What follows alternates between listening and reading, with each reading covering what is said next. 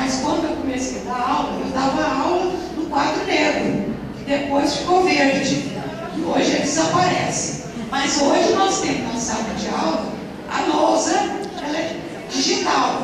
E a lousa digital nada mais é do que um quadro negro. Então, a diferença que isso ocorreu foi na qualidade do instrumento, do material didático. Eu tenho a lousa, escrevia com giz, ficava rouca, tinha alergia ao giz. Depois tiraram, puseram o giz antialérgico. Agora nós temos a lousa, ou então o quadro branco. Mas continua da mesma. A aula centrada do professor, ele registrando a aula no quadro. Eu tive um tempo que eu usava o retroprojetor. Mas o retroprojetor, como é hoje o Data Show, você leva a aula pronta. No Data Show e no retroprojetor, tinha época que a instituição não tinha aquelas lâminas de acetato. Eu pegava papel celofane e fazia as minhas transparências no retroprojetor. No meio da aula, a transparência ia virando assim, porque ela ia ficando quente, ela ia enrolar. Então, depois eu peguei o tempo já com os slides. Como eu gosto de desenhar, meus slides, modéstia à parte, são lindos. Mas são lindos aqui. Eu faço à mão. Eu pago alguém para fazer os slides, para digitar e desenhar e colocar setas, aí eles viram. E eu não vou fazer mais não. Você põe tanta seta que o computador não faz. Você se vira nos 30, porque eu preciso dessa seta virar para esse lado. Então, veja bem, eu levava a aula toda. E eu não registrava a aula que o aluno ajudou a construir com a discussão e registrava no quadro. Levava a aula pronta no retroprojetor. Então, nada mudou. O que mudou foi a sofisticação tecnológica. Você passa, como eu sou assessora pedagógica, de vez em quando eu ando pelos corredores da instituição, as portas têm vida, eu dou uma olhadinha assim, está lá o professor com a aula pronta, no Data Show, toda a sala tem Data Show, e projetando a aula pronta. Mas eu não vejo ninguém trabalhando na lousa branca, registrando aquilo que resultou do diálogo entre professores e alunos. Agora, isso vai muito, gente, da forma como esse professor é formado. Ele não é formado professor. Eu tenho um grande conhecimento do direito, como diz a Carol, mas falta para ele a forma. Não existe uma relação conteúdo e forma.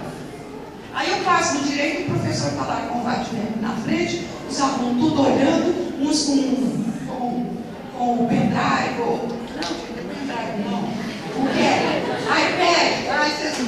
Eles estão com o iPad na frente, digitando, anotando a aula, outros com caneta Bic, anotando o caderno, e, no entanto, a aula continua do mesmo jeito. Não há inovação nessa aula. Não rompem com o estilo transmissível do ensino. Se a gente está falando em educação de diálogo, e isso Paulo Freire deixou muito claro para nós, a questão do diálogo. Não há diálogo na sala de aula. Então, eu acho que quando a Carol coloca na questão da formação do professor, já existe essa questão da formação do professor como obrigatório. Todo curso de pós-graduação, seja estrito ou lato sensu, a CAPES solicita uma disciplina pedagógica, que pode ser de metodologia do ensino superior, que pode ser docência universitária, pode ser didática, organização do trabalho universitário. Então, os programas já estão incluindo essa disciplina. Inclusive, nós acabamos de aprovar um curso de mestrado em Psicologia, Educação e Saúde, lá no CEU, em que a CAPES mandou uma carta cumprimentando a instituição, porque colocou a disciplina, que até eu coloquei, chama Docência na Educação Superior e Compromisso Social. Então, o que é? Preparar o futuro psicólogo para ser futuramente também professor. Então já existe isso. Os cursos de lato sensu já tem uma exigência da CAPES na formação. O que está ocorrendo no país é uma busca tremenda pela qualificação do professor, porque o aluno já não é mais aquele e nós continuamos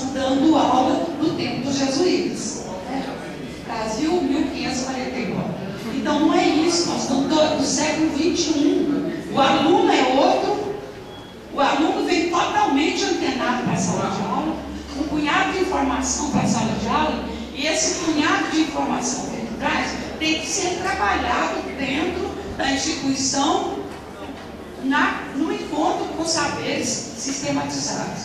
Então, veja bem, essa preocupação que vocês têm de formação é uma preocupação das universidades.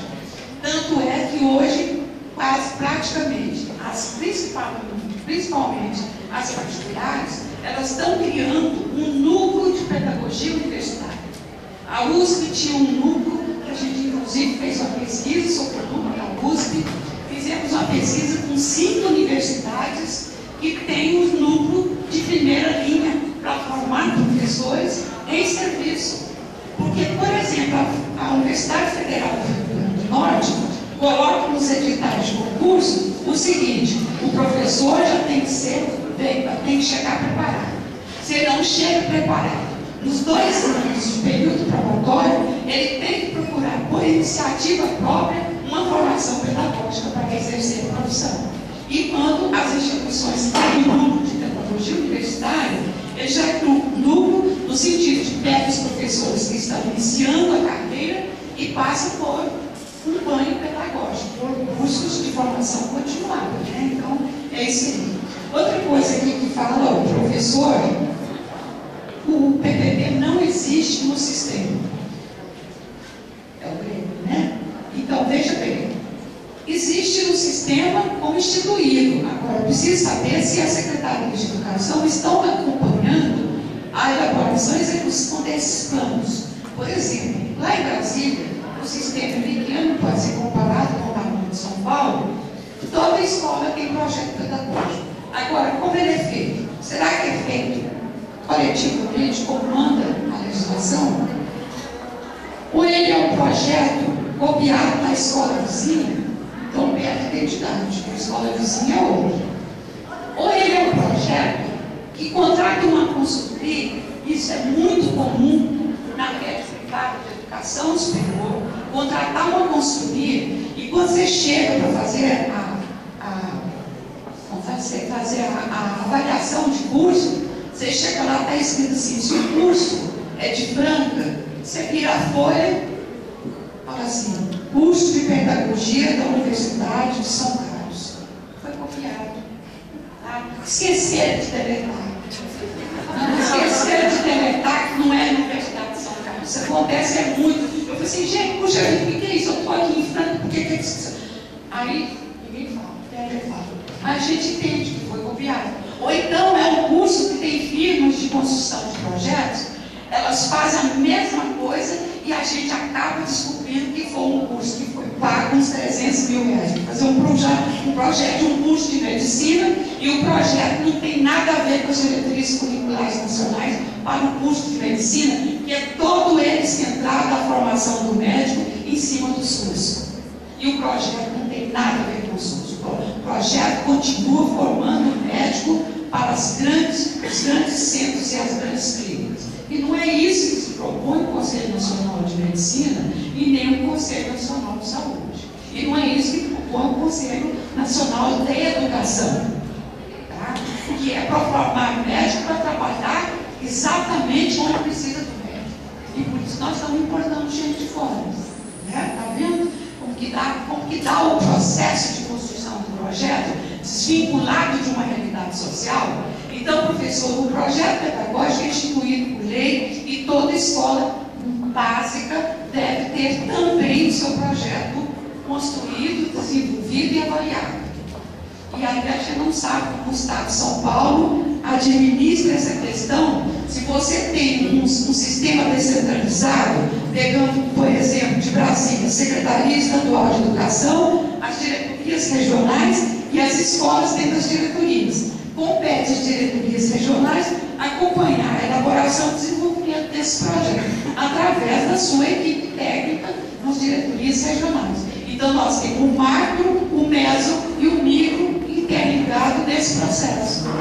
Então, é isso. Agora, outra questão que foi colocada aqui, que eu notei, é a questão do prestígio da pesquisa e do pouco caso para o ensino. E isso não é culpa do professor. O professor que está trabalhando no doutorado, no mestrado, na pós-graduação, no estrito senso, ele tem uma obrigação, e aí a docência passa a ser intensificada. E é uma docência produtivista. Você tem que atravessar o Oceano Atlântico para eventos internacionais, senão o curso não ganha ponto. E se você tem bolsa de CNPq, você corre o risco de descer o degrau. Em vez de subir, você desce. E quando você sai para fazer uma apresentação do trabalho em Portugal, que é mais barato, outro na Argentina, que está mais perto, você vai com dinheiro próprio. Tá? Você financia, eu faço fundação de uma vez. Então eu vou. Eu tenho que ir, eu tenho que dar nota para o programa. Senão eu perco minha carreira dentro do CNPq e o meu programa de pós-graduação, ele perde conta, porque o professor não publica em revista indexada, em revista qualificada, evento qualificado, tudo é qualificado. Eu não posso, por exemplo, eu escrevo muito na revista do Sindicato de Brasília. Quando me pediu, eu disse, gente, eu fui de rede pública uma vida, trabalhei em escola pública, estudei em escola pública, trabalhei 10 anos na periferia urbana de Goiânia, por que eu não vou escrever algo para a escola? Aí eu escrevo. Mas chega na hora da aprovação, o trabalho que eu fiz para a rede pública através de um sindicato é zero à esquerda. Não vale nada. Então, a gente que convive com o programa de pós-graduação, você tem a obrigação de ter 8 horas na graduação, 4 na pós, 10 orientandos. Você tem 10 orientandos, tem que produzir 3 artigos por ano, tem que produzir para revista qualificada, e esse ano eu vou perder, porque eu escrevi no sindicato. Mas eu não vou abrir mão para escrever no sindicato. Poxa, eu sou aposentado e escrevo onde eu quiser. Então, isso. Realmente, então, esse produtivismo do perfil do professor que temos hoje, e essa intensificação do trabalho, fora isso, você tem que dar 15 pareceres de projetos que entraram no CNPq, você tem que dar parecer. Eu já dei 4 excelentes. Eles liberaram agora os projetos para análise, agora final de agosto. Só agora eu recebi 4.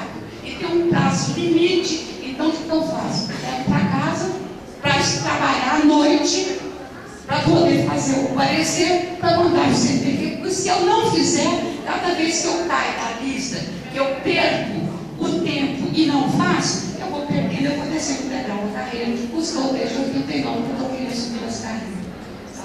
Aposentado, não estou ganhando mais nada.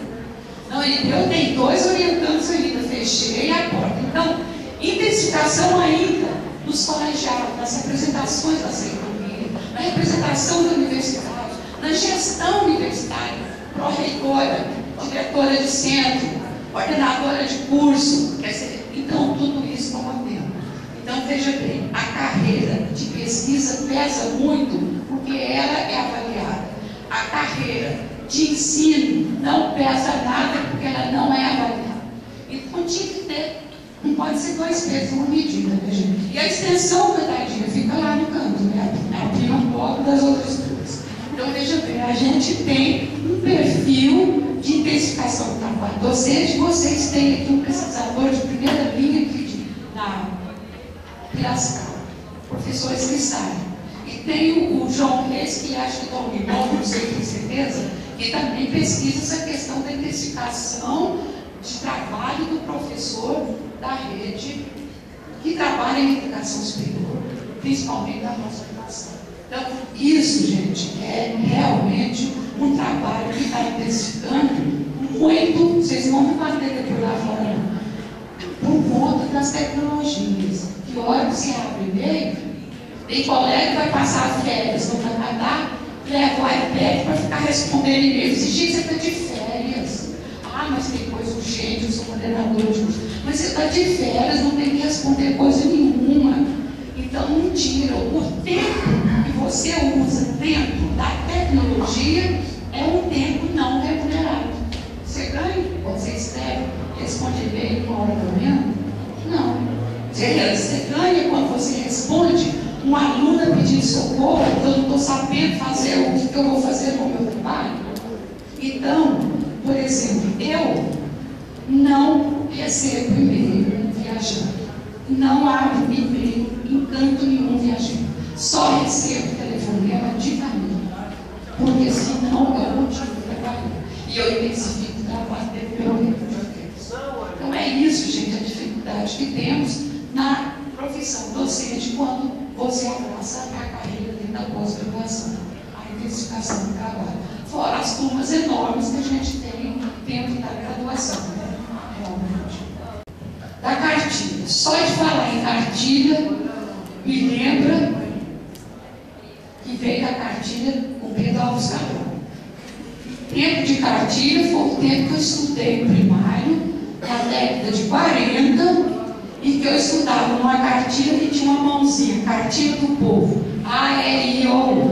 Esse tempo da cartilha já passou, gente.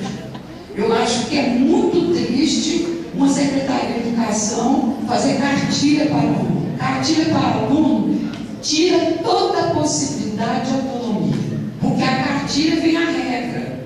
A cartilha mostra o caminho, você faz isso, você faz aquilo, você passa aqui, você põe aqui. Quer dizer, a cartilha direciona a trajetória formativa da criança, do aluno, então, e até do professor, né? Quando eu trabalhei como professor primário, a prova vinha da delegacia regional. Eu costumo abrir essa prova. Meus alunos não aprenderam isso, eu ensinei outra coisa, eu tenho. Então a delegacia estava curiosa. Mas você é insubordinado, então demite. Então demite, vou fazer outra coisa. Porque eu não concebo uma instituição ter um professor que trabalha só um pedaço do seu processo pedagógico. A avaliação é parte do processo. Então, como que vem prova pronta de delegacia de ensino? Então, professor, você que está reclamando da questão da cartilha, eu acho que cartilha realmente é uma coisa muito superada na vida e ela suprime toda a possibilidade de autonomia do aluno.